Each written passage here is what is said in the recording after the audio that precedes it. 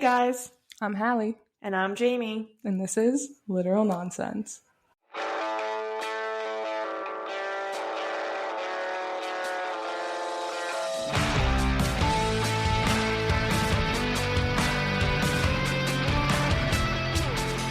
Hey guys, welcome back to Literal Nonsense Podcast. Thank you guys for all the support from our first episode. We're so excited about it. And in the process of releasing our first episode, we now are wherever you guys can get your podcasts. So we're on Spotify, Pandora. We made a YouTube channel. Mm-hmm. We're still up and waiting for Apple and Google, but we will announce when we are now on there. Yes, so we're working on that. We also have an Instagram page that you guys can follow for updates. We have a Facebook page as well. We'll be hosting discussions on there. If you guys want to submit theories for us to talk about, we would also love that. Mm-hmm. Everything is Literal Nonsense Podcast. Everything. Like, spam, subscribe, push notifications on, do it all. Share it. Share it to your friends. Yeah, anyone you know who reads, send it to them. And so we're pumped. We hope you guys are pumped. Yeah. And so we're ready for part 2 of this book. So in this episode, we will be discussing the whole second half of the book and we'll finish it up. So we will be talking about chapters 24 to 46, which is pages like 212, I think, and to the end. Yep. And so then we'll really get into it. The second half of this book picks up. The first part, definitely, as we mentioned in the last episode, like snooze fest, because all backstory. And yes, this part 2 is also backstory, but things pick up and there's more at stake now. And so let's get into it. All right, so last week we ended with Feyre starting to become vulnerable. She's getting used to being in Prythian. We noticed her painting. She's not locking her door. She's showing Tamlin her paintings. He removed the glamour, and also she wore a dress for the first time. So that was where we ended last week, and so let's get into the second half of this book. So jumping right on in. Feyre wakes up one morning and she's scared out of her mind because there's this bird-looking creature in her room. And she's asking, like, where's Alice? And she's like, what? And spoilers, this is Alice. She's like, is Alice unwell? And she goes, are you out of your right mind? So, switch up. Since Tamlin removed the glamour, everybody is now looking how they truly look. And apparently Alice is some bird creature. She has like a tree bark skin. Yeah. Yeah, so she looks completely different to the point that Feyre didn't recognize her. And this is like her true fairy form, which they glamored to not like scare her originally. Yeah. But then didn't tell her. So now, of course, she's scared. Yeah, and to make things worse, she goes downstairs and there's like 1,000 people running around the house. And she's like, where did all these people come from? But it turns out Tamlin had glamored all of them to make her feel more comfortable. Yes. And so she even brings up a point and she says, when I was following my father, who, wasn't her father, he was the puka, into the woods, did all these people see me? And Tamlin's like, yep. Like they were laughing at you, basically. So now she's embarrassed. She's like, oh, there were people here this entire time. Yeah. It's like an episode of Punk'd, Yeah. She's been punked. Yeah. And then, so then she goes outside and there's a Fae head on a spike, like on the grounds. Yeah. I think it was like, in a fountain. Oh, yeah. Like it was like a bird statue in the fountain. It's like a wren with like those pointy beaks, and then the head was just right on it. Jump scare. So Tamlin basically says it's from the Night Court. So now we're introduced to a new court, which we haven't really delved much into. And I feel like that was like a way to like instill some fear into Feyre, and kind of like as the reader, you're like, what the hell? Like, what is going on? Right. And so now she doesn't recognize any servants. She's spooked. Now there's a head on a fountain. Like the whole statue's covered in blood. And so we're starting to realize things are really going downhill. And so, so you have no idea what's going on as the reader. You just know this night court is apparently evil since they're putting severed heads on fountains. And Tamlin even says, oh, the night court is deadly, but this is only their lord's idea of a joke. So we're like, well, what is going on here? What sick, perverted person thinks of that? Right. And then they talk a little bit more, and he basically tells her, even though there's a severed head, you're completely safe here. And she's like, yay, great. And at the end, I just want to make this point for us to remember. She tells him, you never made me feel like a prisoner, never made me feel like little more than chattel. So I want us to just remember that she says that. Interesting. I didn't realize. I forgot she said that. Right. And I just saw it and I was like, ooh, we should mention this. That's major. And so she's just feeling a little weird, but now it's summer solstice, so she rallies. Just like all other parts of this book, something horrible happens, and Feyre, our queen of ignoring things, moves on with her life. So it is summer solstice, and it's a whole huge celebration, right? It's this happy day. There's music. There's dancing. Tamlin tells Feyre, solstice celebrates when the sun outshines the night. As the longest day of the year, it's a time when everyone can take down their hair and simply enjoy being a fairy. Not High Fae or fairy, just us, nothing else. So basically this means that all kinds of festive happiness is happening. And she compares it in direct contrast to Calamai. She's like, this is light and joyous and open, a mirthful sister to the bloodthirsty Fire Knight. So she's like, I hated that. Ew. Mirthful. But as fun as it is, right, there is the dancing, there is the singing. She's drinking the fairy wine. Lucian's like, girl, stop that, because she's acting all a fool with her dancing. She's really letting her hair down. Yeah. Her clean hair. Yeah, right, her clean hair. And I do want to mention, at a certain point, she's dancing to this crazy Fae music, and she looks over, and there is her man, and he is playing the fiddle. And he's killing it. Yeah, but I hate it. Of all the instruments that he could play, she Yeah. chose a fiddle. Right. And I feel like he had even mentioned in the beginning, if I wasn't destined to be High Lord, I could have been a traveling musician. Yeah. That makes you sound just so... What do they call those? A bard? Or a minstrel? In the old times when they would travel and sing songs to people. Yeah. Yeah. I mean, I just hate it. And I could imagine him doing that. Yeah, for sure. That should have been his path. And so she sees him playing his fiddle. And mind you, she's eating that shit up. She's like, my fiddling man. Getting hot and bothered by this guy on the fiddle. And so she dances for him, which is super cringy also. Yeah. Fiddle coupled by her dancing in front of him is just strong now. Not it. And he tells her, okay, let's go take a walk. Thank God. Please end our torture.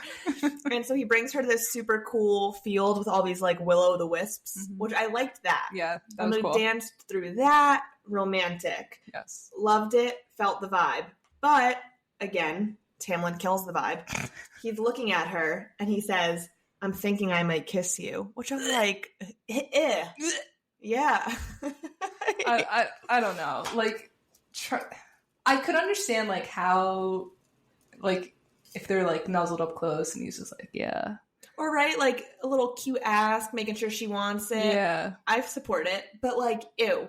And then she says, then do it. You're both horrible in this moment. Oh, my God. I think of, in Shrek, the movie, with that, little kid, and he's like, do the roar. Yes. I don't like any of it. And then it says... His lips brushed mine, testing, soft and warm. He pulled back a little. He was still staring at me, and I stared right back. Oh my God. I don't know. I don't like it. It's just, very childish. Yes. It's giving, first kiss in middle school. Yeah. And I'm like, she's had sex before. Mm-hmm. She's been screwing a guy in a barn.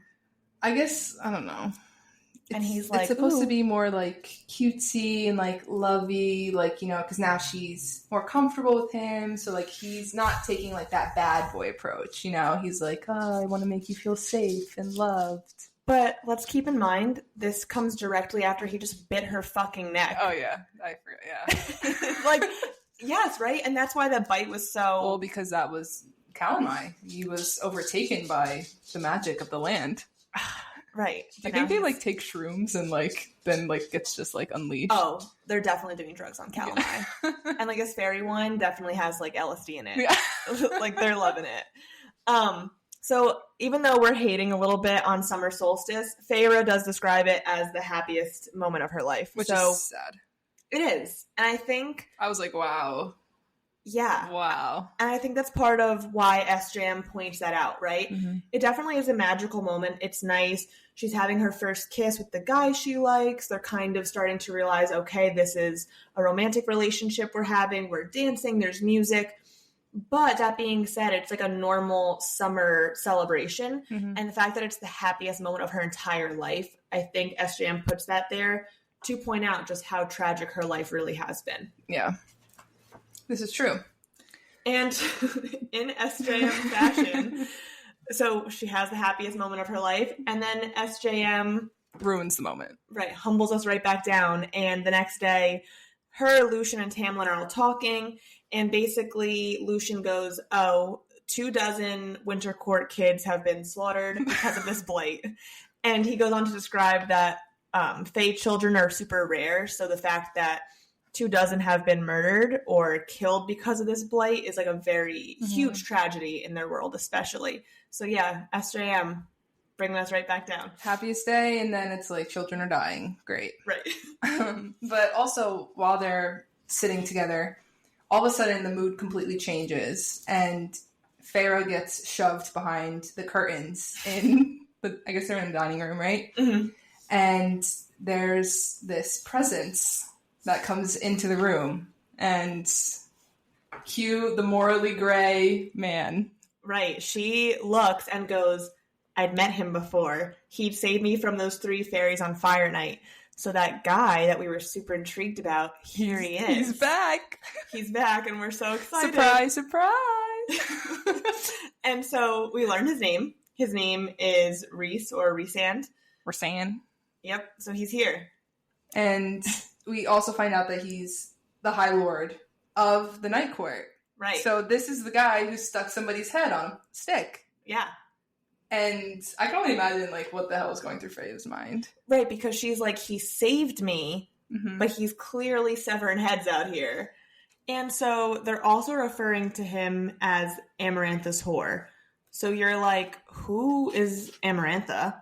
Why is this man her whore? And he even says, her whore I might be, but not without my reasons. So you're like, what the fuck is going on? I think this is like when like Pandora's box is opened. Yes, yeah. Because really everything from this point on just goes downhill. Absolutely. And because it really goes downhill when he notices a third place setting at the dining room table. Yes. And he gets pissed. And he's like, who are you hiding from me? Right.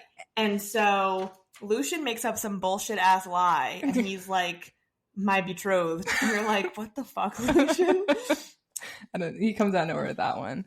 But I mean, as you can imagine, guess what? The curtain gets pulled back and there's Feyre. Right. And then he even says to her, if you were wise, you would be screaming and running from this place, from these people. And then basically she looks confused as fuck, because she is. Yeah.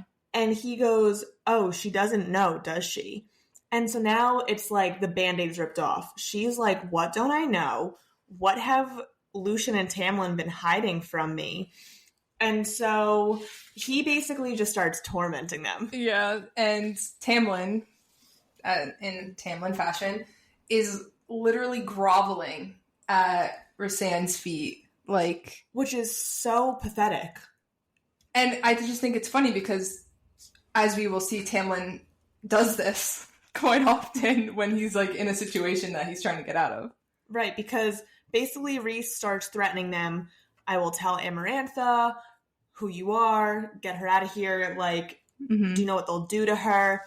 And so literally Tamlin presses his forehead to the floor and grovels at Rhys's feet, which is just, I mean, you're both High Lords, right? So in theory, you should be essentially equal, which we find out in a little bit that Rhys is the strongest, most powerful High Lord in history, but they're still pretty equivalent in some senses of the word, right? Yeah. And so this guy is groveling. Well, you know what's like so funny? It's like while his forehead is to the floor, Rhysand is like, "You're far too desperate." Right, like even he's like, dude. It's off-putting. Becoming High Lord made you so boring. And right. Tamlin's like, "Are you going to tell Amarantha?" And he's like, "Maybe I will, maybe I won't. Like, I'll see how I feel." Right, because he's fucking with him. Because he almost is like, dude, have a set of balls. Yeah. You know, like, I'm telling you to beg, but maybe you should have put up a fight instead of diving to the floor. Yeah, make me work for it a little bit, you know? Right. And so then Rhys asks Feyre what's her name, and she says the first name that comes to her head, which is Claire Better. That's going to be relevant in a little bit, so just remember that is who she says she is. And so after this visit, Tamlin is scared fucking shitless and is like, Feyre, gotta go home. Yep. I'm releasing you. I'm sending you home. Which is crazy, because this is like probably such a traumatic, insane moment for her. And, you know, all the beautiful moments that they've had together in the spring court, he's just like, yeah, nah, sorry, this isn't gonna work out. You gotta leave. And even she's like, I don't understand. What about the treaty that you told me about? And then she's asking who Amarantha is. And he's like, didn't you read between the lines? And she's like, no, you're not telling me anything. And so basically she's even like, do I have to leave for a week? Like, I feel like if like Feyre wasn't, like, if she wasn't spending all her time in the woods and like maybe got like an education and stuff, she would have been onto the stuff like earlier. Maybe, but I also think they didn't give her much to work off. Like, she knows something's wrong. She's smart enough to realize that, at least. They're just not... They keep saying they're hinting at things. They're not. Like, they're really trying their best to make it hard for her. Yeah, they're brushing it off. Right. And so he basically is like, you gotta go home. And because he's following his typical Tamlin fashion, this is the first time they have sex. So because he's sending her away... A farewell. Yeah, which... What, like, a pussy move. Yeah. You're finally making your feelings known as you're sending her home, right? And A, you're a pussy for more than one reason. You are sending her home because Rhys just scared the shit out of you. And B, you're sending her home and then having sex with her and making yourself vulnerable. But, it doesn't matter how she feels. I'm going to just push her off.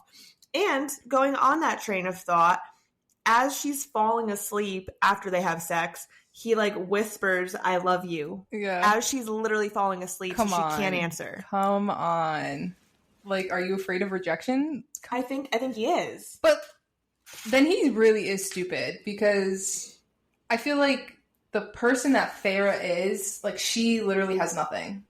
Her whole life now is the spring court because she is a part of this treaty. Right. So I agree with what you're saying, actually. So, technically she is his prisoner, but, like... Yeah, like, you know what I'm trying to say? I don't think that he's nervous of her rejection. I think that just being vulnerable, I don't know what his deal is. But he takes, like, a pussy cop-out every time. Yeah.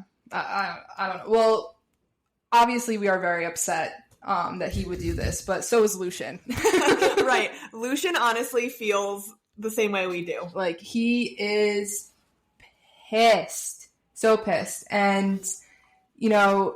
Like, while she's leaving, he makes a comment. Was it to Tamlin?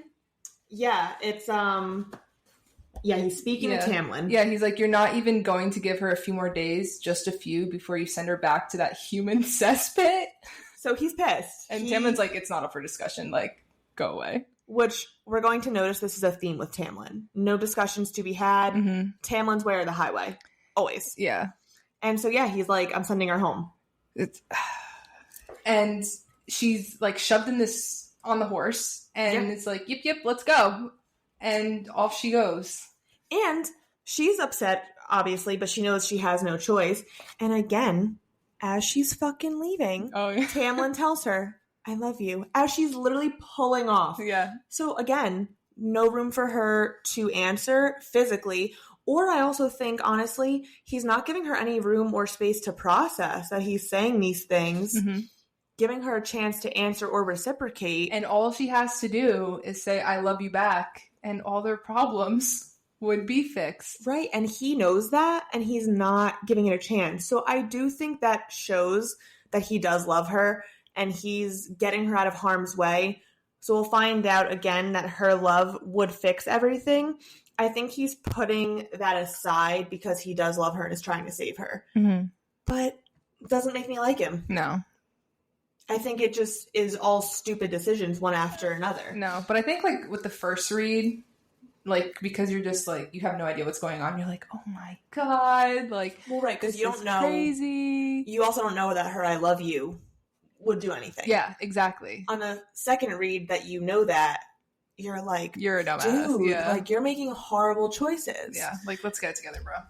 And he doesn't get it together. And so Feyre goes home. She, indeed, back to the human realms she goes. And she rides up to a giant manor, and she's like, what the What an upgrade. hell? Yeah. And so... in the woods, no more. No more little shack for them. And so Elaine comes running out. She's super happy. And as per usual, Nesta is super cold.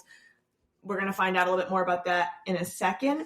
And so Elaine, when they start speaking, she first of all notices a difference in Feyre, says, you look happier, you look physically different. She's like glowing. Right. And so we notice that right away. And then Elaine also tells her, oh yeah, this is crazy. All those ships of our fathers that sunk, turns out they didn't sink. We're super rich. Yeah, and then she also cues us into the story that like Tamlin made them believe, that Feyre went to go stay with the rich aunt, and Elaine's like, I wrote you all these letters. Didn't you get them? And Feyre was like, oh, no. Oh, is that what you were doing? Right. She's like, man, I was so busy. Yeah, exactly. And so Elaine kind of serves as our point of reference. We find out what has been going on since Feyre has been gone. We find out, Tamlin couldn't just give them all these riches with no explanation. We know what he spun for them, the story he spun for Feyre as well. And now, when Feyre's back home, she goes into town, and we see Isaac again, our buddy. Oh, he came back. Which he Farm seems, boy. Right. He seems so relevant after all this. Yeah, but he's with a lady. He is. He's with his new wife. Yeah, and Feyre doesn't give a shit. No, and she doesn't. And I think it's honestly nice, because as she's looking at them, the wife looks at them kind of like, ooh, what's going on here? Because they both look at each other with, meaning. And she says, after they passed each other, I smiled broadly at him, at them both, and bowed my head, wishing them well with my entire heart. So she's like, fine. Mm-hmm. She never loved him. We know she didn't. Mm-hmm. And she even says, human. He seemed so human with his gangly limbs, his simple handsomeness. And she's like just shitting on his human traits. Yeah. Like she's like, I'm above this now. Yeah, I've upgraded. Sorry. I need to just date Fae men only. Well, she does. Right. So anyways, she ends up, she goes back to the house. I don't know. She has a conversation with Nesta. And Nesta's like, yeah, well, you know what? This is so nice. Elena's so happy that you're home. But whatever that beast told us didn't work on me. She was like, I knew you were taking over the wall, and I knew you weren't with this rich aunt. And we also find out that Nesta tried to go after Feyre, which is crazy. She was willing to risk her life to cross over into Prythian to get her sister back when she wouldn't even chop wood for her. And actually, I realized just now, when I said the mercenary never comes back, kind of technically she does, because Nesta goes, I hired that mercenary from town to bring me a week after you were taken. So I guess she served the point of bringing Nesta to the wall, or into the woods. But yeah, Nesta, this cold-hearted bitch, went after her. Yeah. And, I think that just goes to show that, Nesta really does care about Feyre in her own sick way.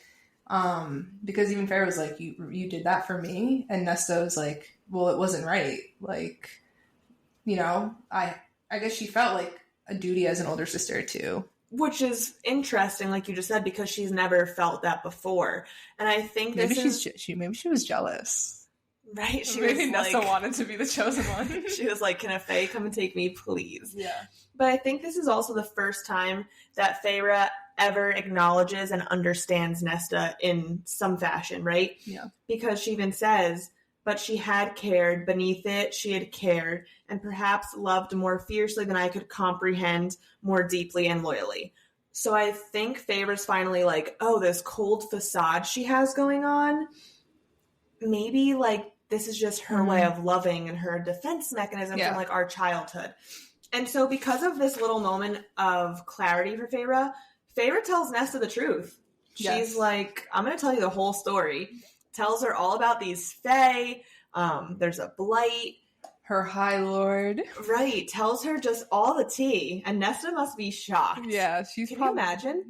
No. I'd be like, you are probably like still on some type of drugs, whatever they gave you. Like, are you hallucinating? Right. And in this moment, I'm sure Nesta's shocked beyond words. Like, I'd also be convinced that she was on drugs. But because I think now Feyre's also opening up to her, Nesta's opening up back. It's kind of going back and forth, and we're seeing this first moment of closeness with them. And so Nesta admits that she hated Feyre, basically, which is crazy because, again, she supported you. But she said that she hated Feyre for doing the things that she couldn't, right? She was supporting the family, and she kind of resented her. But then she also makes it a point to say, but I resented our father more. Yeah, because he did nothing to help their mom when she was dying. And she also says, too, right, on top of letting the mom die, and Nesta was older at that point, so she was very aware that the mom was dying. And she even said, you know, when Feyre was out hunting, she almost wanted to, like, test the father by not helping and getting more food. Yeah, to see if he would do anything. Right. And like, he didn't. if he would actually go out and fight for us. I couldn't take care of us, not the way you did. I hated you for that, but I hated him more. Because, again, he let the mom die, and then he got his kneecap broken. He started whittling wood. How is that going to feed anyone? Yeah. And so, yeah, Nesta pretty much just opens her dirty laundry and is like, this is how I felt about it. And it's kind of a bonding moment for them, right? And so they continue talking. They have a nice family dinner. And again, big bomb dropped. So we find out in conversation, oh no, the Better's mansion is burnt down. Yep. And Feyre's like, uh-oh. Yeah, I need to go back to Prythian because she's worried about Tamlin and like what else may have happened while she was sent away. Right. And I believe they also mentioned, I'm not sure if this is evident or not, but Claire's body is missing. So I think she's like, oh, there's foul play. Yeah. Something's going on, and if they took a human, like, what happened? So Feyre ends up going back to Prythian, and she gets to the manor, and it's destroyed. And she finds Alice, and Alice kind of tells her the whole story of this quote-unquote blight is actually this ex-Highburn commander named Amarantha. And so, circling back to the 50 years ago, Amarantha, came over from Highburn, and she hosted this big ball, and the spring court was all wearing masks. And at that ball, she took away or like nullified all of the Fae's powers. But the reason why spring court was hit the hardest was because Tamlin refused to bed her. Right, which is crazy because we're seeing this cringy ass man and he refuses her, number one, which is crazy because he's fucking random fairies and caves. Yeah. And then she's so tight and bothered about this fiddling fairy man. Yes. That she curses the entire continent. Yes, but we also find out that her sister yes. Had a human lover, and he like betrayed her. So Amarantha hates humans because her sister ended up getting killed by her human lover. And so she's really got, like, major beef with, I guess, everyone. Right. Like, she already hates the humans because of this betrayal and, you know, her sister's murder. Mm-hmm. And then... Well, she hates it even before that because of the treaty that was signed. Yes. Because she was working for Hybern, and Hybern hates the treaty that was signed, so he hates the humans, and he hates the High Fae and Prithian. Right, so there's, like, mad layers to her hatred. It runs deep. Yeah, there's a lot here to unpack. So, yeah, there really is. So basically, yes, let's, like, break it down. So Hybern already hates the treaty because they're on this small island. The treaty does not benefit them. They think the humans are less than them. Okay, great. That's part one. Part two, Amarantha's sister had a human lover. It was like, yay, unity of Fae and humans. Not the case. The human betrays her. He ends up killing her. Mm-hmm. So now Amarantha's like part two of why I hate humans, right? Now, Tamlin, when he was a little boy, used to go to Hybern with his father. Yes. Like, they had, like, you know, a partnership. Yeah. They had, like, the... Trading? Yeah, they had, like, the best relationship, I guess you could say, out of all the other courts. In Hybern, right. So Which is like, Correct. Keep that in mind. And so Tamlin knew Amarantha from when they were younger, right? And so Tamlin also hates her because Lucien was sent to Hybern to kind of be an emissary to have peace, right? After all this treaty, Tamlin's like, let's reopen trading.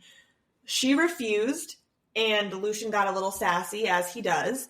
And in repayment for his sass, she cuts out Lucien's eye. Oh, yes, yes. So she sends Lucien back a bloody, disgusting mess. Tamlin is so upset. They also mention, kind of as a reminder and a similarity in the book, that Tamlin vomited when he saw Lucien. So kind of like Lucien vomited when he saw the fairy's wings cut off. Yeah. We're seeing this like really gruesome and, you know, very reactive bodily reaction to what's being done. These horrible torture methods. Okay, so now this is all happening. That's our base setup. Mm-hmm. Now, Amarantha's like, JK, guys. I actually want to throw you a party because that was really fucked up what I did to Lucien. Oopsies, I'll throw you a party. It's going to be great. They go to this party under the mountain. And now at this party, the reason they're wearing masks is because she was like, I cut his eye out. Everyone wear masks so that we can't see his horrible, disgusting face. Yeah. Great. So now she tries to come on Tamlin. She's like, hey there, buddy. Like, I want to go to bed with you. And he's like, you cut my friend's eyeball out. Yes. Fuck yourself. Yeah. And so he says in front of everyone that he would sooner take a human to his bed, sooner marry a human than ever touch her. Now, think of all of our history. Yeah, so Amarantha's like, now you're going to eat your words. So, basically, she said, fuck you. They all did a toast. Somehow there was like a spell on that drink. Great. And so she cursed them all. Now that's how the Spring Court's masks are stuck to their face. And now all the High Lords and all the courts are under her power. And she says to them, if you ever want to break the curse, the only way to do it is for Tamlin to break the curse. And he need only find a human girl willing to marry him. But not just any girl, of course, because that wouldn't be specific enough. But a human girl with ice in her heart, with hatred for our kind. A human girl willing to kill a fairy. So that is how we get to where we are now. So Feyre killed a fairy. And she's like, oh my god. And I love him. And Alice is like, you stupid girl. Like, why didn't you figure this out? Mind you, we just spent like 5 minutes literally meticulously explaining it because that's how complex it is. And Alice is like, how did you not realize? Like, no shit. Yeah, and Pharaoh's like, this was all a lie. Like, I can't believe this. Yeah, and Alice, I think, even tells her that there is no treaty. Yeah. At all. So that whole thing where Tamlin's like, you need to come spend your life in Prithian? Not true. And, you know, in order for them to get out of this predicament that they were all in, Tamlin was literally sending one of his soldiers, like, every day into the human lands, hoping that one of them will get killed so that he can pretend that this treaty was a thing and take over the human. Right. So to Prithian. He did all the work, and then like 2 days before the years were up, he was like, Feyre, go home. Yeah. What? Like, and I think that's because he really loved her, and he was like, I'm not willing to risk her. Like, I will doom us all to this fate to save her. Which, stupid, but admirable. Yeah, I guess. Well, however you want to slice and dice it, now they're even in a worse off situation than they were before. So yes, now Feyre's like, well, where are they? Like, where is everyone? Where's Tamlin? And she was like, oh, they're under the mountain. And right. Feyre's like, take me there. Maas is like, you're an idiot. You're going to die there. And she was like, I have to go. Yeah, and so Alice kind of is just resigned. And she's like, I'll take you, but you're going to die. And so Alice takes Feyre. Now, I want to talk, I think, a little bit about this curse. I'm mixed on if I think it's just too specific and too, like, wow, this was perfect. It's a book, Jamie. Of course it's going to work out exactly the way it's supposed to. What do you mean? I just think, like, it almost is like this first book compared to the rest of the series, which we will talk about. This first book is definitely very, like, Beauty and the Beast, Hades, Persephone, like, very, oh, there's this magical curse and there's masks on your face. And I think compared to the rest of the series, this comes off as a little corny. Oh, for sure. I mean, that was more what I meant. Okay. Gotcha. Well, yeah, I mean, I agree for sure, but I think it's just because it has to be, okay, as a writer, right? You need to write things flowery kind of at the beginning, or you're going to start with devastation. You have to do something to hook the reader in, right? So being that this is high fantasy and romantasy, like that whole genre, like I feel like it has to be like cutesy and then like, oh my God, and then cutesy again, and then like, oh my God. And for things to like be so close to working out and then it's ripped away and then there's a hero, who comes and saves the day. Right. And I do see what you're saying. I think I just lean more towards start me off with devastation. Okay. Well, yeah, because I would agree with you, but we are sick people. So I feel like that's the shit that we like. Yeah, like maybe everyone else is like, this wasn't corny at all. And we're like, give us bloodshed. Yeah. The Fae head on the spike was not enough. Right. Well, guess what? We're going to get some bloodshed.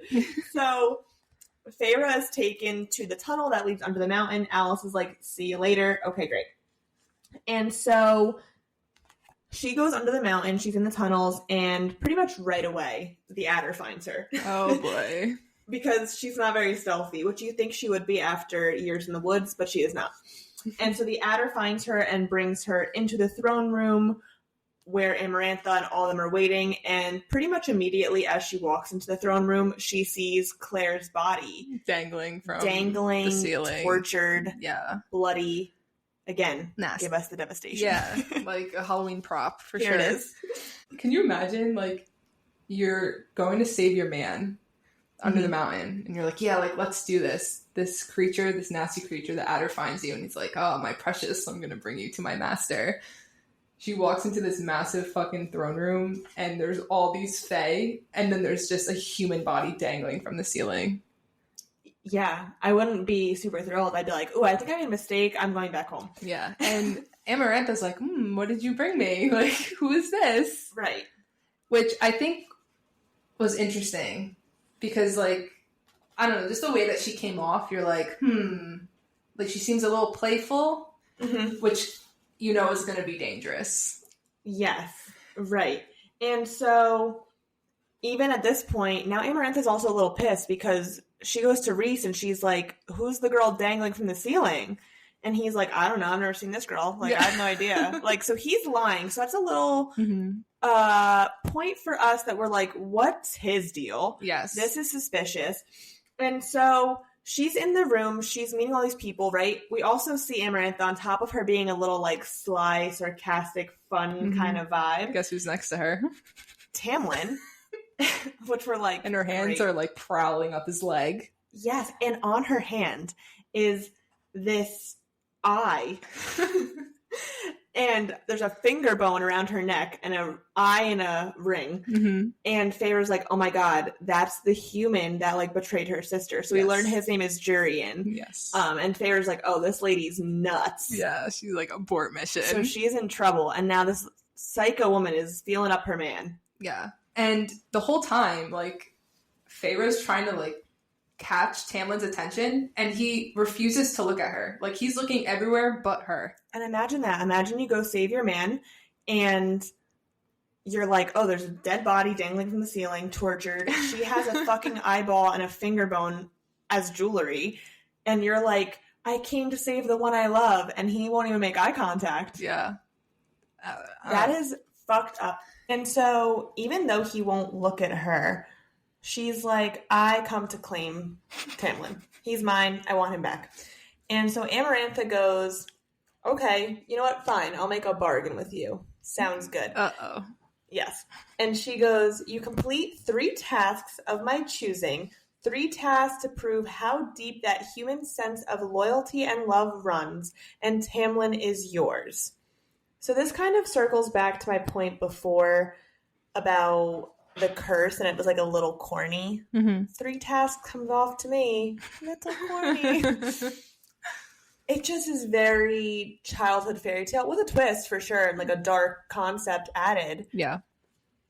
But, and again, maybe this is because I'm thinking of how in depth and how original the rest of the series gets, and I appreciate that.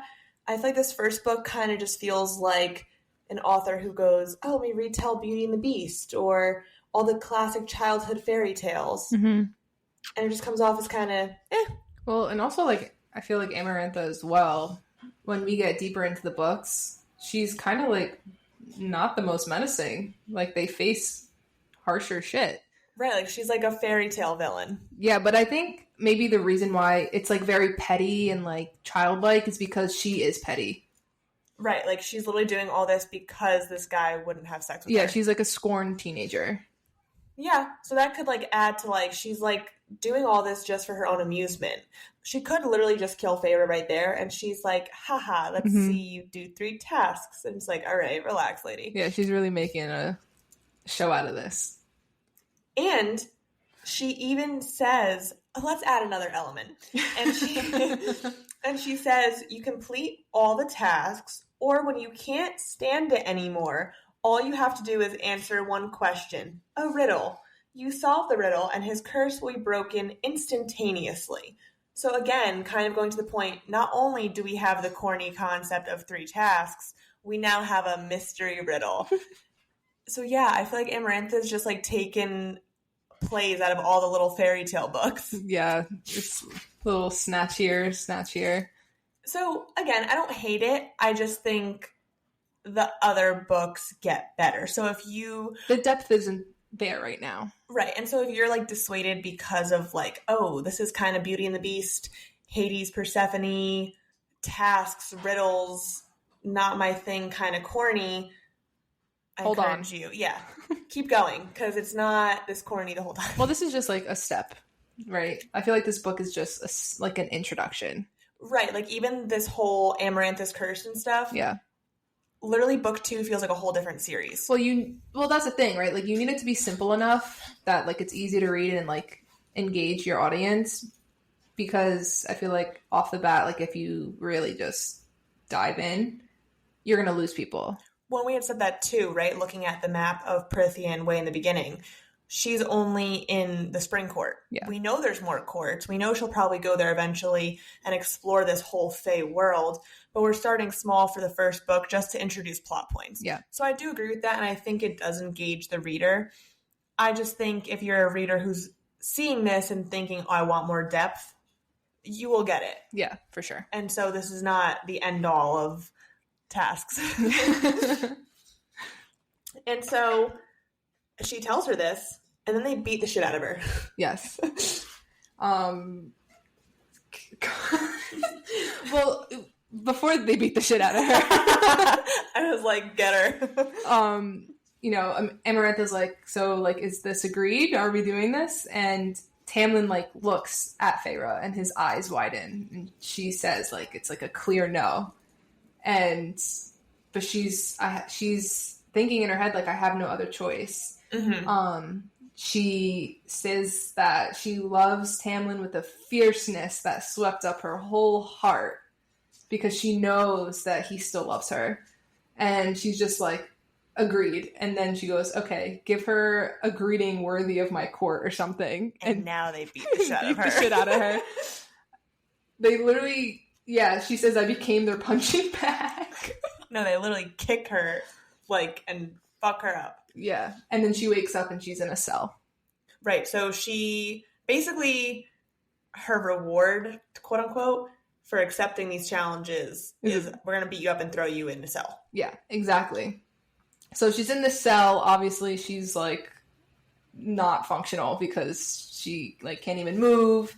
And lo and behold, Lucien shows up. And I remember reading that for the first time, and I was like, oh my god, like, he does care about her. Like, they are friends. Well, I think that comes full circle, right? He didn't help her. True. when the Naga were coming after her. Yeah. And so I think maybe he probably feels a sense of guilt, and he's like, okay, now, like, I know she needs that. Like, I just watched her literally get her ass kicked. She clearly needs some kind of help. Yeah. Let me go help her. And I think that could be him being like, all right. Mm-hmm. But he kind of like pulls a Tamlin and he's like, you shouldn't have come, Feyre. Like, why are you here? Don't you understand? Like, you're being foolish. And she's like, well, I'm here now. So, you know, we just have to deal with it. Right. Like, she's like, I can't just say never mind. Yeah. And Lucien now realizes that Feyre knows the whole story. Right. And he's like, all right, so damn, you know everything. She's like, okay, dude, my nose is broken. Don't really care. Help me. And so he fixes her a little bit as much as he can without kind of getting caught or in trouble. And then he disappears. Yeah, that's really it. He's like, all right, well, see you later, I guess. You're going to have to do these 3 tasks. Yeah. So she's thrown back into the throne room. And so Amarantha finds out that Lucien was the one who patched her up. Yes. And she's not happy. And to kind of get back at her for that, she's asking Feyre's name, and Feyre won't tell her name. So now that she's kind of pissed that Lucien helped her out, she brings Lucien forward and is like, what is her name? And she's going to torture him or even kill him to get this information out of him. And Feyre now also has a soft spot for Lucien, and so she just blurts her name out because she doesn't want to see him get killed. You know, she knows he just helped her. Yeah. She knows that he's on her team, he's on her side, and she's like, okay, like, saying my name is really not going to matter that much. She does fear for her family, you know, what saying her name will bring them. But she even mentions that she could have wept with relief when she didn't ask for my family name. So she only asked her first name. So she's like, all right, that's fine. I'll answer it because really, how are you going to figure out anything else? So she feels fine with that. And she saves Lucien's life in the process. Now, this whole time, Lucien's about to get murdered because she won't say her name. She's clearly tortured in the cell. Tamlin is doing nothing. Yeah. And are we surprised? No. And she's confused. Like, maybe we're not surprised, right? Because that's clearly evident from when she first walked in. He did nothing. Yeah. He's still doing nothing. But she's even like, why did Tamlin do nothing? Say nothing. Won't say anything. Won't yell out. Nothing at all. He is just bland. He doesn't even have an expression on his face. Mm-hmm. And you can also start to see, like, her frustration because she wants to solve this riddle and she can't think of what the answer is. Which, okay, so on my first read, I did figure it out. I didn't. So I'm going to read it. And if you haven't read the book, let us know if you figured it out. If you have read the book, let us know, thinking back, if it's obvious. So she now tells her the riddle and says, if you solve this, no tasks, you're good to go. Everyone's curse is broken. So the riddle is, there are those who seek me a lifetime, but never we meet, and those I kiss, but who trample me beneath ungrateful feet. At times I seem to favor the clever and the fair, but I bless all those who are brave enough to dare. By large, my ministrations are soft-handed and sweet, but scorned, I become a difficult beast to defeat. For though each of my strikes lands a powerful blow, when I kill, I do it slow. Now, this girl's illiterate, so she's like, what? Yeah. She can't even read, let alone figure out a riddle. Yeah, no. Not at all. Yeah. Poor girl is like, I have no idea. Granted, she is illiterate, but I feel like she's pretty smart. And I feel like she, like, can have normal conversation. She probably could have figured it out, but I also think she's under a lot of stress. And she's kind of probably just thinking about, and thinking about Tamlin's dumbass. Yeah. The answer was right there, girl. Right. Well, anyways, so now guess what? The first task begins. Oh, boy. This, I think, is my favorite of all three. Yeah, I would agree, because it's the most action that we get. And it's a task that really puts Feyre's skills to the test. And so, let's get into it. Okay, so basically, she's dropped into this pit, and there's all the Fae, like, seated around the pit. And in the pit, there's, like, a maze, and come to find out, there's this giant worm. In the pit. In the pit, and it's gonna eat Feyre. And let's be honest, the first time we all read this book, yes, every single one of us imagined the Alaskan bullworm from SpongeBob. Yeah. Now, if you Google, like, a worm, which is WYRM, I think, right? Yeah. It's like this, like, crazy, nasty, vicious-looking beast. Yeah, it's pretty scary. I straight up imagined that bald-ass worm. Yes. From a SpongeBob. Yes. All right, so now we have this nasty worm in the pit with Feyre. And she's running around trying to escape it, but then she realizes that it can't see. Right. So yeah, she's in this maze, and she's like, great. Yeah, so she rolls in the mud in his feces to disguise herself. And Rhysand makes a point, because all the fairies are like, what is she doing? And Rhysand's like, oh, like, she just realizes that it can't see. And right, because remember, Feyre is a hunter at heart, and so she knows how to hide herself, how to track.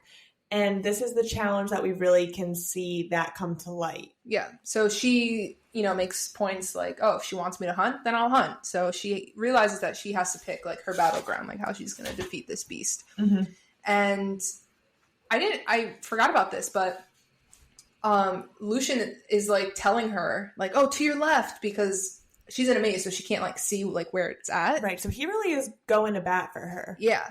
And so basically she sets up these spikes, like, in another pit. Yeah, like shards of bone. Yeah, and she goes to the worm, entices it, she's like, hey, I'm here, and it starts following her. She, like, rounds the corner, and the worm goes flying into the pit, impales itself on these spikes, and the worm is now dead. And she even looks at Tamlin, right?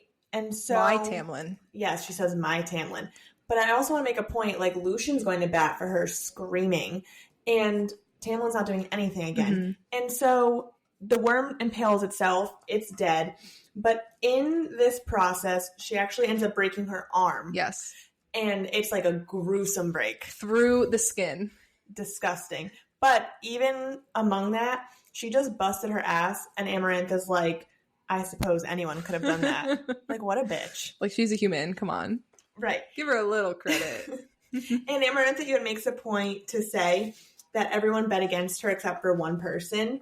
And Feyre, just to, like, shove it home, takes one of the bones and, like, throws at her in all this nasty feces. Yeah, tries to take her out, too.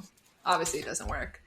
But then Amarantha is like, okay, take her away. I'm tired of her mundane face. Right. It's like, oh, shit, okay. And then she passes out from the pain of her broken arm. And she's back in her cell. And she's in there for days, and no one comes to her. And she's like, I'm going to die. Yeah. So she's, like, making peace with the fact that she's going to die from this wound. And so she's pretty much given up all hope at this point. But where it gets good. So as she is laying there, just dying, she's starting to hallucinate. Rhys just comes right in. Poof, here he is. And you're so happy, but she's not. She tells him to go to hell. Yeah, she's like, get away. And in this process, they start talking. She's yelling at him, even though she's dying. he reveals that he's actually the one who bet on her. Yeah. He's like, you made me a lot of money. Right. And again, he's saying it sarcastic, kind of like a swaggering asshole kind of vibe, but you're like, that's interesting. Yeah. Does he really believe that she'd win and he wants to win a lot of money? Maybe. I don't know. But he gave a fake name to Amarantha. Right.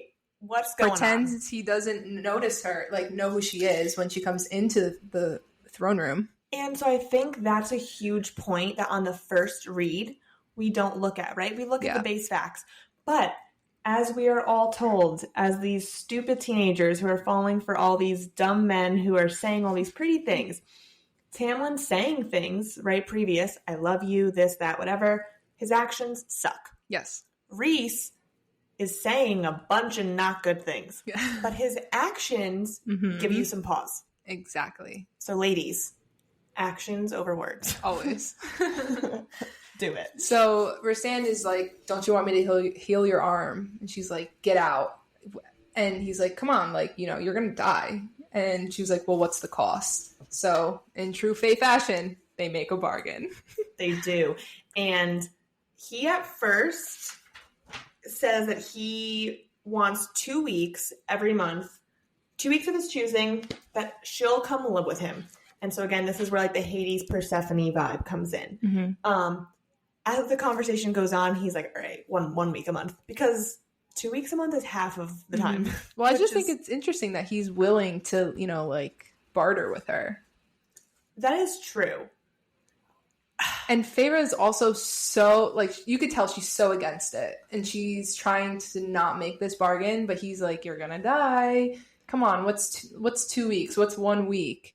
And she holds out for a while. And she tells him to go to hell. I don't want to do this. Finally, which I don't love this part, even knowing future books, this part still kind of makes me like, ugh. He grabs the shard of bone in her arm and twists it. Yeah. Which is like, even as you read the series, you're like, whoa. Yeah. Bro, don't do that. And so he basically says, okay, I'm going to leave then. Well, she spits in his face after he does. Yeah, which, amen. Good job. And then, he even says, I bet you'll be spitting on Death's face when she comes to claim you too. And he starts to leave. He's like, fine, fuck you. Yeah. And he's like fading. Right. Fading away. And then she agrees. She's like, wait.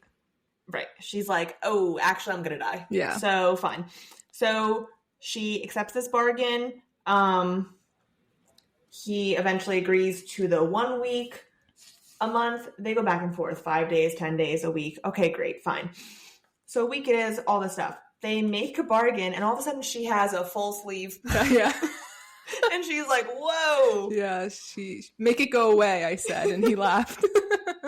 He's like, no. And she's like, what is this? And he tells her, in the Night Court, it's custom for bargains to be permanently marked upon the flesh. So it's there. And of course, her first thought is, oh my God, what's Tamlin going to think? Yes. Feyre. And he knows that. He does know that. And he thinks it's hysterical. Yeah. Which I do too. Yeah, of course. But it's also like, Tamlin, if you cared that much, you should have gone and saved her. Like, Reese is Amarantha's whore. So she clearly has tabs on him, knows where he is. Okay, fine. He clearly snuck away. Lucian clearly snuck away to save her. You're telling me that Tamlin's on like this like 24/7 watch? I don't think so. Well, yeah, because, as we find out a little bit later, he has some free reign when Amarantha is preoccupied. Yeah, like when Amarantha's fucking Reese. Yeah. You're telling me that Tamlin is just, what's he doing? He's sitting there. Right? It's like the start of a porno. Jeez. So I don't love that he's not helping her at all, and I think he could be. I do. Yeah. And I agree. So after this bargain, Feyre's a little defeated. And now in between her two main tasks, they won't let her rest. Because why would they? They give her all these stupid tasks. Yeah. Clean the floors with like muddy water. And basically clean up the lentils. The lentils. Oh, see, lentils were important. Yeah. Not the lentils. Yeah. And so She cleans the floor. The lady of the autumn court helps her. Yeah. Because she saved Lucian's life. Yes, which I thought was sweet. Yeah, we like her. She seems nice. Yeah. And the lentils. And of course, they say, clean up all these lentils out of this fireplace. Yeah. Whose fireplace is it? Rasan's. Right. Which, of course it is. And so he comes in the room and she's scared at first, but then he magics all the lentils away. And then when they come back, he tells the guards, he says, no more tasks for her. That's it. She's done. And so there are no more little simple tasks. Yeah. And on top of that, she starts getting like hot meals. Mm-hmm. So again, he's kind of going to bat for her, right? He's like, these little stupid chores are dumb. She can't just eat this like moldy bread. Give her hot meals. And so this starts happening. And so she's still a prisoner, but it seems manageable now. Yeah, and also through these interactions, like she's learning more because Rhysand is telling her about, you know, the High Lords, how they all have like a beast form, and he even says like, oh, so many questions from a little human. So, you know, Feyre's still trying to piece together who the hell are all these people. And yes, he is actually answering her questions. That's what I was just going to say. Yes, she's been asking Tamlin the whole book questions and getting no answers, or he's evading them. She's asking Rhys. Granted, they're simple questions, but he's answering her. Yes. She's getting a fuller scope of the world that she is in. And through Feyre, we are also getting a scope of the world that she's in, which I think is a really creative way to do that. We're learning right alongside her, which I like. Yes. And so let's spice things up a notch. Oh, we're going to get real spicy. So she's in her cell. She's getting her hot meals. Great. And she is beckoned to a party, the first party under the mountain. Yeah, and she is to be Rhysand's date to the party. Yes, and he dresses her. Well, he calls her an escort. She's essentially an escort. I think that's probably more appropriate than date. Yes. So basically, there's these fairy servants that come to her, and they paint her body. So she's got like scraps of clothing on, just covering the major bits, and everything else is painted. And it's painted in the same fashion as her tattoo. Bargain tattoo. Yes. So it's kind of like camouflage. And she's like, why is this necessary? And he goes, well, how else would I know if anyone touches you? So now it's almost like he's claiming Feyre. Right. And he says this, but we'll talk about that. Okay. So he puts this paint on her that will get smudged, whatever. He even says, I don't like my belongings tampered with. Yeah. Yeah. And as they go to this party, he's essentially parading her around naked. And this particular party is for midsummer. Now, as he brings her in, he tells everyone about the bargain. And he's like, haha.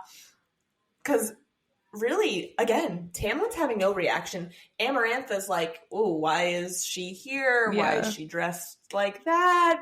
What have you done with her? And he's like, we made a bargain. That's it. Just drops it. Yeah. And he tells the whole bargain. 1 week with me at the night court. And Amarantha's kind of like, she like sits up a little straighter and she was like, what? Like, you could probably tell she's probably like a little jealous. Well, that makes me nervous. Like, the first time reading, I was like, oh shit, what's gonna happen now? But because all she says is, well, enjoy the party.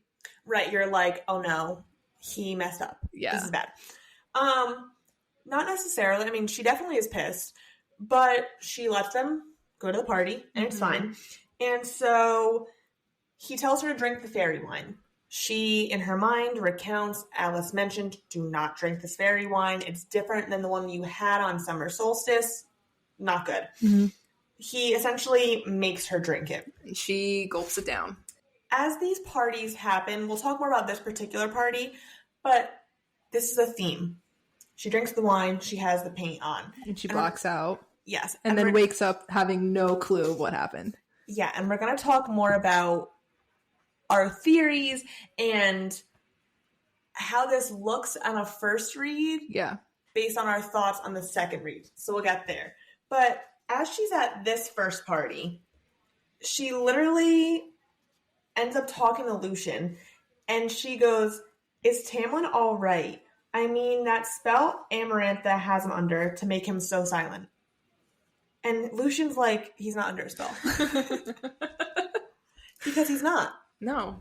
He's just deciding not to engage. And mind you, Lucian kind of says, like, hasn't it occurred to you that Tamlin's keeping quiet to avoid telling Amarantha, like, keying her into, if you torture Feyre, you torture me. Like, it could be worse for you if he does react. I guess. I think that's a cop-out.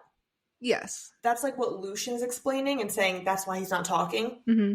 How much worse is it going to get for her? I mean, okay, this is the thing, though, right? Is you have this High Lord of Springcourt who, you know, even though he has his powers diminished, he still has powers, as we have seen through this whole book. And you have this human girl who, you know, is really good at hunting. And she's going to bat time and time again to fight for him. And he's not reciprocating. Can't even do anything. Like, even if she looks away and you give her a little wink, I mean...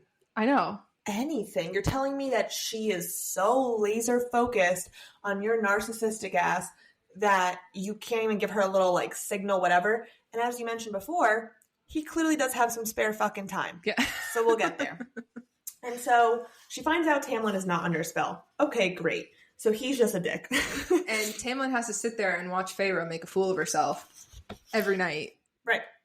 And so these parties keep happening. Yeah. The paint keeps going on. She's dressed in cobwebs.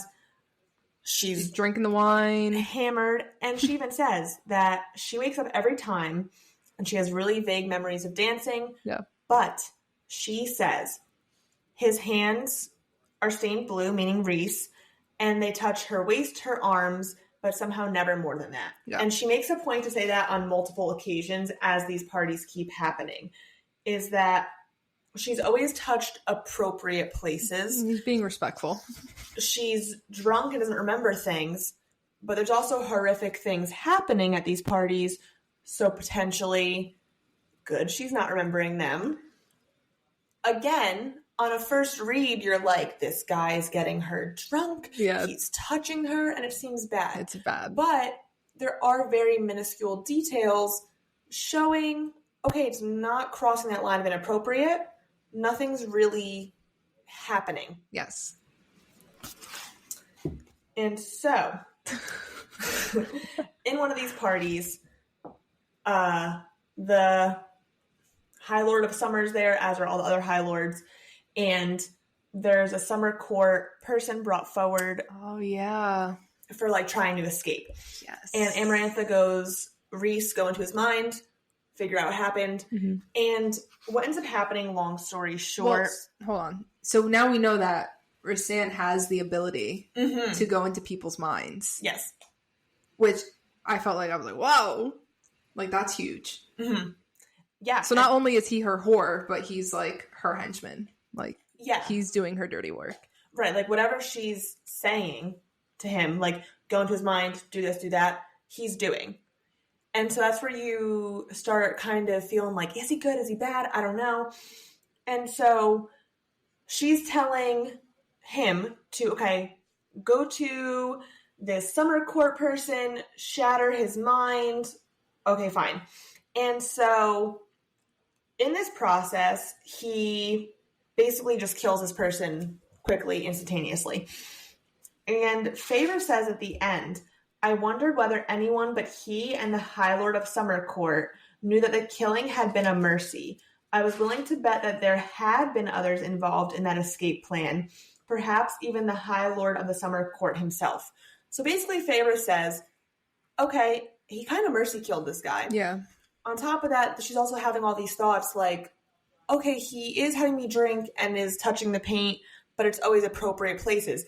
And because she doesn't remember the parties, that paint serves as a way for her to know that he never touches her inappropriately. Yes.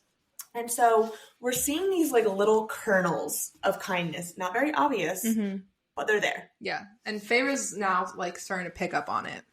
Right. And so she goes to all these parties. It's kind of repetitive, a bunch of nights. But now her second task arrives. Oh boy. So the second task. So Feyre is now once again thrown into the courtroom. Throne room. I honestly was like, that's fine. Are we going to jail? Anyways. So basically, we have said before that Feyre is illiterate. So it only makes sense that her second task has to do with reading. But, like, I don't think Amarantha knows. No, she didn't know. So it's just, I guess, poor luck on Feyre's part. Right, like, I guess how the first task was good luck that she's a hunter. Yeah. This one's like, oopsies. Yeah, exactly.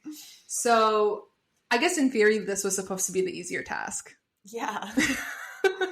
She's like, oh, God. Yeah. So basically, Feyre's, like, in, like, this one kind of cage, and Lucien is in this other cage. They're next to each other. And Feyre has to solve this riddle, and this bitch loves riddles. Yeah. So like she has to read this riddle, and then she has to choose number 1, 2, or 3 for like the answer. And while she's trying to figure this out, there's this like ceiling that's being dropped with spikes. So if Feyre doesn't figure it out, they're getting smushed.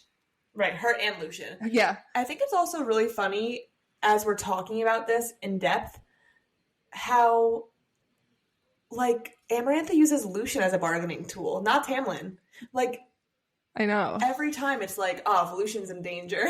Yeah, you know what? That's a good point. Like, why wouldn't she put Tamlin in there instead? Maybe because she doesn't want to risk Tamlin because she still has a hot spring. Yeah, that's true. Yeah, but I think it is funny how she's like, always Lucien.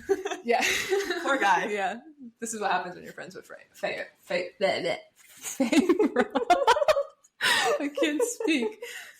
Anyways, so she's like reading this riddle, and Amarantha's like, you know, is there something wrong? And Lucien's like, answer it! Like, he's freaking out because it's getting closer and closer, and she just knows that she can't read. No, and she's just like, oh, fuck me.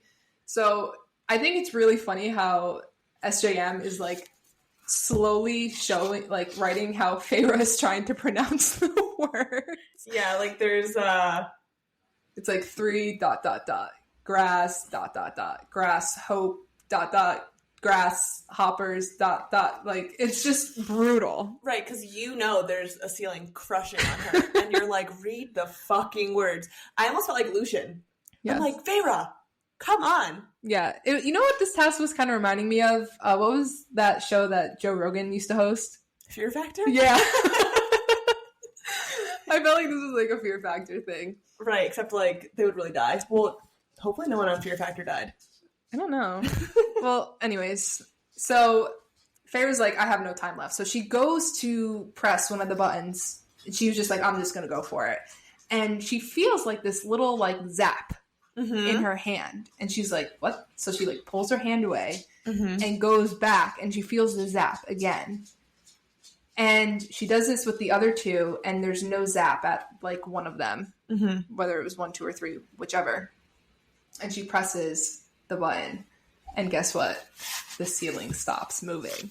Right. And she even says, as she's feeling these zaps, she's, like, looking at Rhys. Because she's like, it's him. And she knows. And he's not, like, showing any emotion. No. But she knows. And so, as we know that he can go into your mind and stuff, now he's talking to her. Now he starts talking to her. And she's super upset. She's like, how am I going to beat this third task? I can't even fucking read. And she's feeling real low about herself. And he's saying nice things into her mind. He's saying, don't let her see you cry. Stand up. Don't give her the satisfaction of seeing you break. And he's saying, like, stare her down. No tears. Like, wait till you're back in your cell. He says, don't look at Tamlin. Just stare at her. And so she does all this. She's obeying. And she's like, okay. And I think she's at such a low mental point that she's just listening. And she needs that, like, almost like directions to just keep herself together. And she even mentions on more than one occasion, as she's still there, she says, Rhysand's words echoed through my mind, holding me together. Now she goes back to her cell. That was literally like a knife to the gut. I remember when I read that the first time, I was like, Oh my God. Yeah, because like he literally is. And then she goes back to her cell and she's just devastated. She's crying. And then he like pops into her cell. And he's like, hey. And it's funny because he's still like kind of a little bit of a dick. He comes in and goes, still weeping. Yeah, but then he like bends down like next to her and licks her tears off her cheeks. Yeah, so I don't like that. No. And I guess this part makes me kind of laugh a little because she stops crying. And he goes, I figured that would get you to stop crying. And like, I guess, yeah, it's like the shock factor. But he's kind of saying like, why are you crying? You passed the second task. Like, do one more left. Like, you got this, you know? And he's kind of a dick, but also kind of making good points. He's also trying to be like a little funny. Like he's like, oh, I'm trying to think of ways to torment you when you come to my court. Like, should I make you read? Right. And I think he knows with her, when she's defeated, she's emotionless. If she's feeling that spark of anger, it shows there's fight in her. Mm-hmm. Yeah. And I think he's trying to bring that out of her. And so she's kind of like firing back, being feisty with him. But he tells her, okay, I'll spare you the escort duties tomorrow. So he's kind of, again, being a little bit nice. We're not sure how to feel. But then he leaves, and she makes a comment to herself and says, it took me a long while to realize that Rhysand, whether he knew it or not, had effectively kept me from shattering completely. Again, knife to the gut. Yeah. I think at this point I was Team Rhysand. I think I was intrigued. I didn't have enough where I was full team, but I knew I was like, even from a reading standpoint, right? Mm-hmm. You're seeing a lot more of this guy than fucking Tamlin. Yeah, I think I was just over Tamlin. I was like, no, fuck him. He doesn't get a redemption arc. We're gonna go with the Morley Gray. For blonde. Sure. Yeah. Get him out. You and the blonde, bro. I feel like any chance you get, like he's blonde. So he's blonde. It's because he's blonde. Yep. You're a hater. That's how it is. And so she basically is just like devastated. Even after he kept her from shattering, she's not having a good time. So she's just laying in her cell. She says, thinking of Tamlin made everything worse, which she means like she misses him, but out of context, that makes me laugh. Yeah. She's like, thinking of this guy, my life sucks. And so she was saying, like, I knew the third task would kill me. Okay, fine. So she's having just a horrible time. She knows she's not going to leave this mountain alive. That's what she's telling herself. And so while she's in her cell just feeling super defeated and broken, all of a sudden this music enters her cell. Yeah. Also, want to cry. Yes. Well, on the second read. On the first, I think I felt like a little sense of hope in the first read. Yeah. I was confused. I remember that. I was like, where the fuck is this music coming from? Yeah, I think, but I was like... Because I thought she was, like, hallucinating or dreaming. So I was like, oh my god, this poor girl, like, she's that low. She's creating, like, a hopeful situation for herself. Yeah. I do see what you're saying, but I think the way she described the music, it made me feel, like, a bit of emotion, just like, okay, like, she has something to live for. Even if she's imagining it... She has something to live for. Yeah, like, it just was like... Tamlin is her something to live for. Oh, God. So she describes this music, and she basically just describes this like the most beautiful music that you have ever heard in your life. And she just says, you know, there's a palace in the sky, a hall of moonstone, and just fantasy dwells in peace. And you're like, how lovely. Yes. And so this little bit of hope kind of reignites her. She feels, okay, probably still going to die, but she's not feeling as gloom and as defeated. And so there's 2 more days until the final trial, and then she's like, all right, well, we'll see what happens either way. Yeah. So now there's another party. Of course. So she says that, like, Rhysand took longer than usual to summon her, and basically when she ends up at this party, all of a sudden these fingers brush hers. And who is it? Tammy boy! He finally comes around. The day before the final trial. Yes. And, you know, obviously she's probably floored that, you know, he found his way to her. Yeah, Yeah, she's hyped. Yeah, so, of course, what happens? They end up going to, like, a closet or something, right? Yeah. I don't know, but... they went to, like, a little empty room. I don't know. Yeah, and, now all of a sudden, the beast is back, and Tamlin slams his body into her, and they're making out. She's trying to take his shirt off, and he's, like, biting her neck again. And she's saying, I want him here. Yeah, she's, like, unbuckling his pants, and all of a sudden, Rhysand is like, this is very shameful. And they're both caught red-handed. And I think, first of all, I agree with Rhys. And second of all, he didn't say one word to her. Like, I get it, fine, you couldn't in the main throne room, because obviously speaking would, Mind you, his mask is still on. Yeah. Right? Aren't all their masks still on? Yeah, well, they're still under the curse. And, yeah, like, I just feel like, you would expose Making yourself out with Jason in the closet. She's like, ooh, this gets me.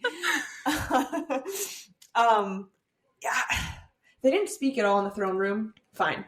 It would reveal you. Okay. You just start ripping at her neck. Well, that's the thing, right? Like, you haven't talked, you won't even look at her, and the first chance that you have to get her alone is you're mauling her again. You're not asking, like, oh my god, like, how are you? Like, what's going on? Like, I love you, like, blah, blah, blah. Like, he could have been so, like, comforting, I guess. And still, like, been kissing her, like, kissing her face. Are you okay? Yeah. Like, we're gonna get out of this? Yeah, no, he was just... trying to have sex with her. He's trying to get a nut off before he had to go back to Amarantha. Which is insane. So Rhys feels the way we feel, and he's like, shameful. Yeah. Disgusting. And so he says, look at what you've done to my pet. And so he says that, but I think what he means and what he's trying to point out is Feyre, in her true Under the Mountain attire, is wearing her cobwebs and her paint. And her paint is all fucked up because Tamlin is a ravenous beast grabbing at her boobs and butt and everything. And Rhysand's like, I wonder how, like, Amarantha's gonna punish you, when she finds out. And, Tamlin, like, removes his hands and he steps away. And he looks at Feyre and he leaves. Right, and it's Feyre's shocked because he leaves under Rhys's instruction, and he says, so Rhys says to Tamlin, be a clever High Lord, buckle your belt, fix your clothes before you go out there. And she says, to my horror, he did as Rhysand instructed. So are we surprised when Rhysand first showed up to the Spring Court, Tamlin's head was on the floor, groveling. Right. He listens to him because which is pathetic. Yeah. It's just crazy. But you know what really gets me? Is like Tamlin leaves and Rhysand makes that little joke like, oh, if you're that desperate for release, you should have just asked me. Right. And he kind of goes off that. Again, you think he's kind of an asshole, but he kind of goes in and starts kissing her, and you're like, whoa, what's going on? Yeah. But then Amarantha comes in. Right. And so... okay, so I want to ask you, now, like, thinking of all this, right? Do you think, like, maybe, like, Tamlin squealed to Amarantha? Like, oh, like, they're in there? No, I think she just was coming in. Yeah, you think? Like, she saw Tamlin leave and, like, where it was Rhys, whatever? I think she didn't even notice Tamlin was gone. No. In my head, I think she just, like, noticed that Feyre and Rhys were gone. And I think she almost, like, brought them in. She brought Tamlin in to catch them. And because she even says, I knew it was a matter of time. You humans are all the same. So I think in my head, she didn't realize Tamlin was gone. Tamlin's back at her side. She was like, oh, I went to the bathroom. I don't know. And then she notices that Rhys and Feyre are gone. And she brings Tamlin to almost, like, stick it to him. That's what I think. Okay. In, like, my head. Yeah, okay. I can see that. But Rhys does this because her paint is all fucked up. Yeah. So there needs to be a reason for that. Exactly. So he covers for Tamlin. Right. Another act of kindness. I know. And so she goes to her cell, and here comes Rhys again. She's like, what do you want? And he was like, just a moment of peace and quiet. Like, oh, hard day at the office, boy? Like, what's going on? Yeah, like, he's going for comfort, you know? And he also, at this point, they also, both of them point out that he's never touched her inappropriately. Because he even says, he's like, Tamlin's not going to kill me after this because I have never, in theory, done anything wrong. Mm-hmm. Like, I have never touched you. Yes. Inappropriately. So he should not kill me. And then, interestingly, he reveals to Feyre that his father killed Tamlin's father and his brothers. Boom. So we find out that the person from the enemy court was Rhys and his father. Which, insane how it all connects, right? Yeah, so we'll talk about that. We just want to point that out, that this was revealed to Feyre. Yeah. So, now it is the day of the final task. We're here. Third and final. Oh boy. So, again, Amarantha brings Feyre, Feyre's taken to Amarantha for this final task. Mm-hmm. And Amarantha asks her, like, oh, any words before you die? And Feyre turns to Tamlin and she's like, I love you. No matter what she says, no matter with my only insignificant human heart, I love you. And guess what? He doesn't react.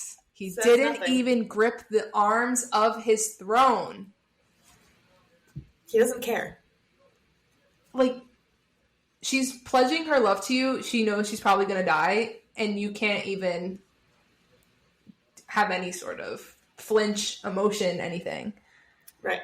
And so she's devastated by this. We're devastated by this. Outside my sigh, I'm also devastated. And so Amarantha now reveals Feyre's final task. The final task is that she has to kill 3 innocent Fae. Mm-hmm. But they have bags over their heads. They do. So she doesn't know who she's killing until, like, the bag is removed. Right. And Amarantha's saying, hey, you don't know who they are yet, but just so you know, they're innocent. Like, just really being an asshole. Yeah. And so her point of this is, like, you know, you humans, it shouldn't matter to you. Yes. Mind you, Feyre's like, this sucks. And so her, you know, big revelation, she has to kill a fairy, fall in love with a fairy, then be forced to kill a fairy to keep that love. Like, okay, Feyre, let's keep it going. Mm-hmm. So the first phase, bag is removed. They beg her. She stabs him. That was probably really rough. Like, yeah. I remember reading that. I'm like, oh my God, is she going to do it? Is she going to do it? I'm like, she's got to do it. She's got to save Tamlin. Right. And, like, you know that, but SJM does a great job of, like, writing the colors of the fairies' eyes. Yeah. Their expressions, their begging. And you're like, fuck. Yeah. And so she does it once. And now she's like, gotta do it 2 more times.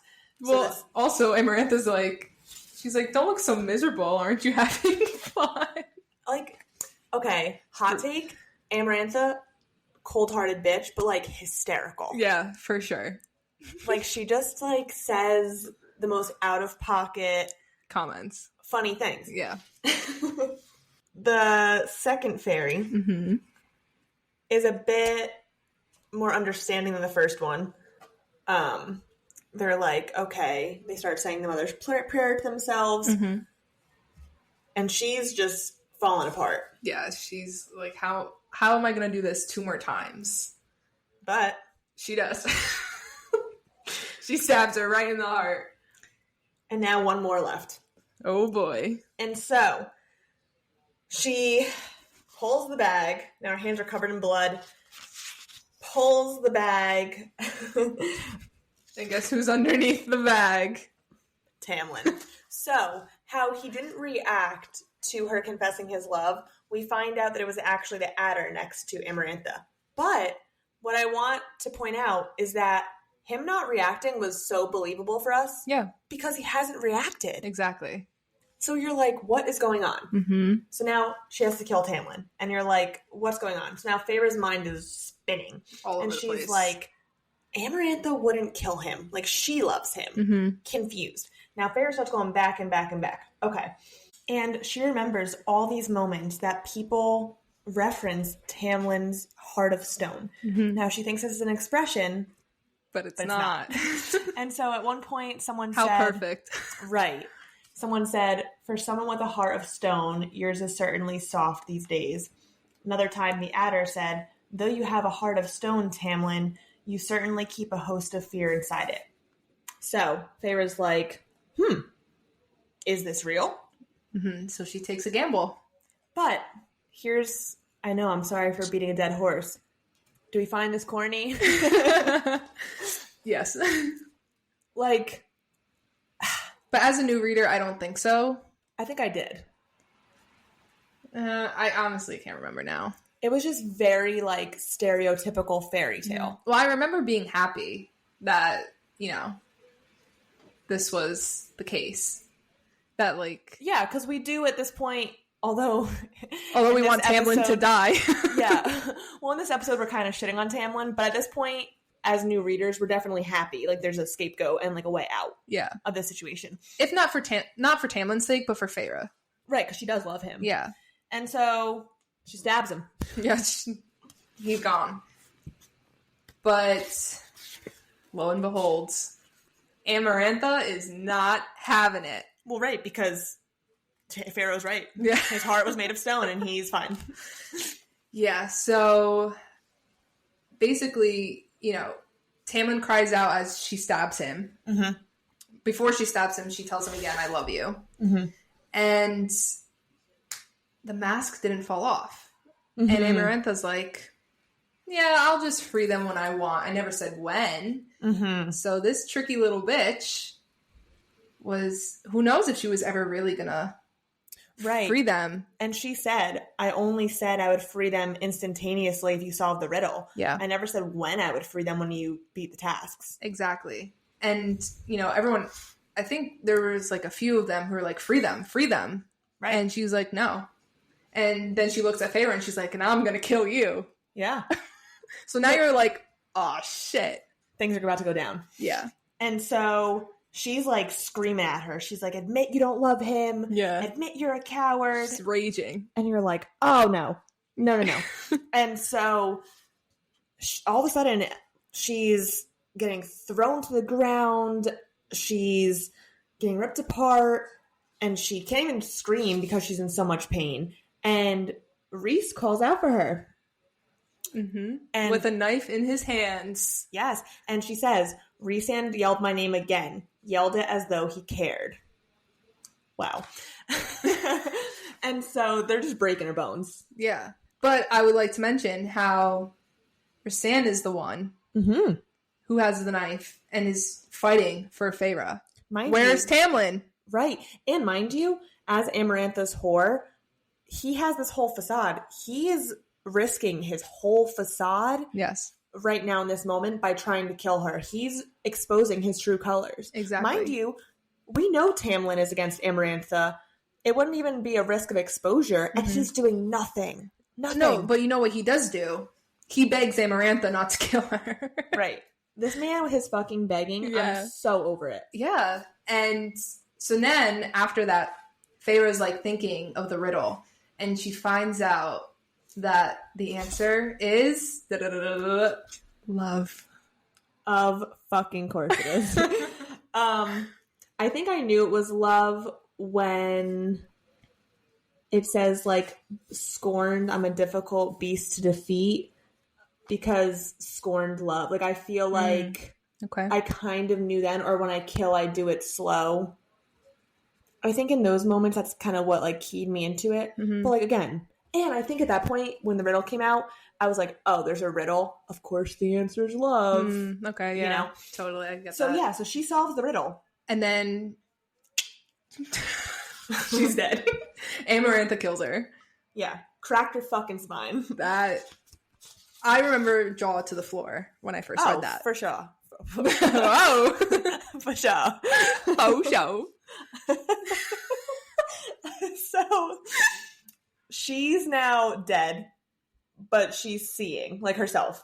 And she's like, what the She's fuck? having an out-of-body experience. Yes, but she realizes that she's looking at herself from Rhysand's eyes. Yes. And she sees her freaking body all just twisted and broken. And because she solved the riddle, the curse is broken. Yes. the bargain was made, and Amarantha can't even stop it. All of a sudden, everyone gets their powers back. Mm-hmm. And Tamlin, yes, kills Amarantha. So again, Rhys, when he didn't have all his powers back, was going to kill her with a knife, risking it all. Mm-hmm.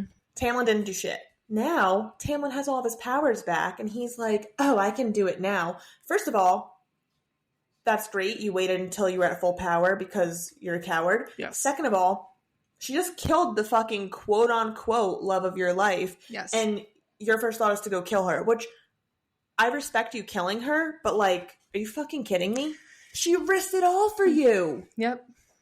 And you don't care. Twisted love. I just, like, don't understand that thought process. But fine, he goes, and I guess maybe it's the rage fueling him. He goes over to Amarantha, and doesn't he, like, bite her throat out? Yeah, he rips her throat out. He unleashes the beast. Bites another girl's neck. Of course he does. So right for the dead. jugular every time. Right. Yeah, so now so Amarantha's dead, Feyre's dead, and Tamlin comes over and, like, essentially drops, like, a spark of his essence into her. Mm-hmm. And eventually all the other High Lords follow suit. Mm-hmm. And guess what? He says, I love you. And all of a sudden, she's lifted back up into her body, and she's alive! But, though she's alive, she's now a High Fae. Ah! Which, amazing. Like, I wanted that the whole book. So I feel like that's, like, where it was leading, right? Right. So that's my point, I guess, is I don't mind that. Like, predictable plot that happens, kind of fine with it. It was more so the riddle and this, that, and the other that, like, I'm not into. And so, although we're hyped that she's a High Fae, she's not super hyped. Yeah. And so Tamlin's like, this is the only way that we could have saved you. Mm-hmm. Which, again, I'm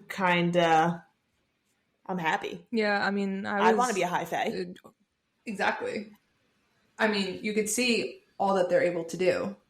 What is a measly human life compared to this Fae life? And you also get hotter. And you have magical powers. Sign me up. For sure. And so now Tamlin can take his mask off. Yay. She's like, you're beautiful. Okay, great. So now they're having just a beautiful time. But we can't end the book without saying goodbye to our pal. Yeah. So as the story is drawing to a close here, Feyre wakes up and she's feeling a tug to go, like, outside or, like, on a ledge or something from the mountain. And she walks out and there's Rhysand standing there waiting for her. And what does she say? What do you want? And he's just like, I just want to say goodbye. And so they talk about, you know, how she's going to have to see him again eventually because of the bargain they have. And, you know, she's not really pumped. But she also, I think, is confused by him because she even asks him why. And what she means by that is she's like, why did you react that way? Mm-hmm.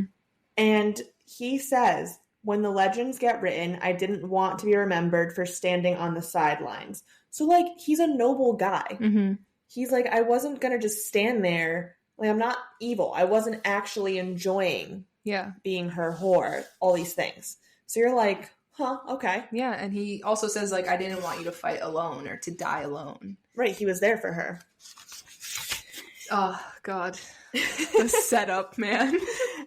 And so, they're saying their goodbyes. Mm-hmm. And they're talking.